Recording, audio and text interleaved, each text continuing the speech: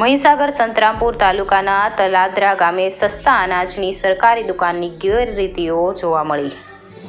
સરકારી દુકાનદાર કોઈપણ પ્રકારના પાક્કા બિલ આપતા નથી।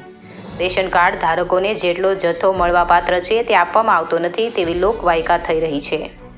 રેશન કાર્ડ ધારકોને અંદાજિત જથ્થો આપવામાં આવે છે અને અંદાજિત રૂપિયા લેવામાં આવે છે તેવું જાણવા મળ્યું।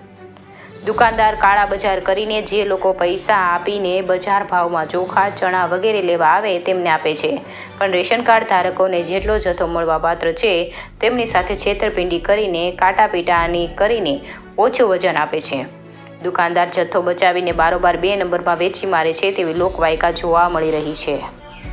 ગરીબ પ્રજાના માટે સરકાર દ્વારા આપવામાં આવતા આ સસ્તા અનાજનો ઉપયોગ દુકાનદાર 2 નંબરમાં કરી બારોબાર કમાણી કરી લે છે અને ગરીબ પ્રજા સાથે છેતરપિંડીનો ખેલ ખેલી રહ્યા હોય તો આવા દુકાનદાર સામે તંત્ર પગલાં લેશે કે કેમ તે જોવું રહ્યું।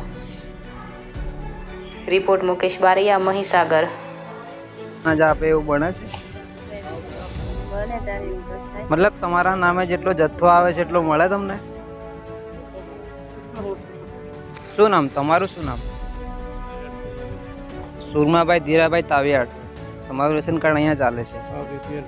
બીપીએલ કાર્ડ ધારક છો? અચ્છા, તમને આ જે આપે છે દુકાનદાર એ તમને બરાબર આપે? અચ્છા, તમને બિલ નથી મળતું? બિલ નથી આપતા હે ને? બરાબર છે। અચ્છા, તો જે તમે તમારા નામે જેટલો જથ્થો આવે છે એ નહીં મળતો હે ને? બધા જોડે આવું ચીટિંગ થાય ને?